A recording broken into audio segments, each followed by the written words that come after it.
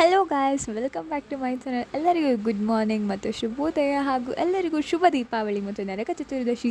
ಇವತ್ತಿನಿಂದ ನಮ್ಮ ದೀಪಾವಳಿ ಪ್ರಾರಂಭವಾಗುತ್ತದೆ. ನೀವು ನನ್ನ ಜೊತೆ ಇರಿ. ನಾನೊಂದು ದೀಪಾವಳಿ ಹಬ್ಬದಲ್ಲಿ ಏನೇನು ಮಾಡ್ತೀನಿ ಅಂತ ನೀವು ನೋಡಿ ಮತ್ತು ಎಂಜಾಯ್ ಮಾಡಿ. ಸೊ ನಾನು ಫಸ್ಟ್ ಎದ್ದ ತಕ್ಷಣ ನಾನು ಬೆಡ್ ಮಾಡಿದ ತಕ್ಷಣ ಇವತ್ತು ನರಕ ಚತುರ್ದಶಿ ಆಗಿರೋದ್ರಿಂದ ನೀರು ತುಂಬೋ ಹಬ್ಬ ಅಂತಲೂ ಅಂತಾರೆ. ನೀರು ತುಂಬೋ ಹಬ್ಬದ ದಿವಸದಲ್ಲಿ ನಾವು ಎಣ್ಣೆ ಸ್ನಾನ ಕೂಡ ಮಾಡಬೇಕಾಗುತ್ತೆ. Because winters are starting and ಇದು ನಮ್ಮ ಪೂರ್ವಜರು ಮಾಡಿ ಇಟ್ಟಿರುವ ಸಂಪ್ರದಾಯ. ಆ್ಯಂಡ್ ಎಸ್, ನಾವೆಲ್ಲರೂ ಇದನ್ನು ಪಾಲಿಸ್ತೀವಿ.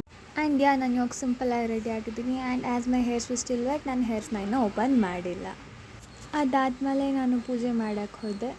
ಪೂಜೆ ಆಲ್ರೆಡಿ ನಮ್ಮ ಅಜ್ಜಿ ಮಾಡಿದ್ರು, ಬಟ್ ನಾನೊಂದು ಸತಿ ಪ್ರೇಯರ್ ಮಾಡಿ ಪೂಜೆ ಮಾಡ್ತೇನೆ. ಸೊ ಇವತ್ತು ನರಕ ಚತುರ್ದಶಿ ಅಂತ ಯಾಕೆ ಆಚರಿಸ್ತಾರೆ ಅಂದರೆ, ಇವತ್ತು ನರಕಾಸುರನ ವಧೆಯಾಗಿರುವ ದಿವಸ.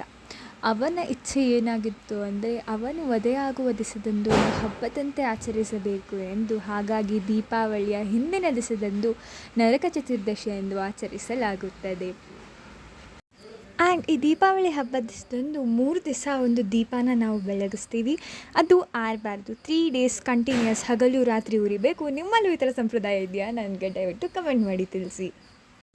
ಈ ದೀಪಾವಳಿಯಲ್ಲಿ 3 ದಿವಸದಲ್ಲಿ ಒಂದು ದಿವಸದಲ್ಲಿ ಈಗ ಆರತಿ ಹತ್ತುತ್ತಾರೆ. ಆ್ಯಂಡ್ ಅದು ಯಾಕೆ ಹೆಂಗೆ ಅಂತ ನನಗೂ ಗೊತ್ತಿಲ್ಲ. ನನ್ನ ಮಮ್ಮಿಗೆ ಕೇಳಿಬಿಟ್ಟು ನಿಮಗೂ ಇನ್ಫಾರ್ಮೇಷನ್ನ ಶೇರ್ ಮಾಡ್ತೀನಿ.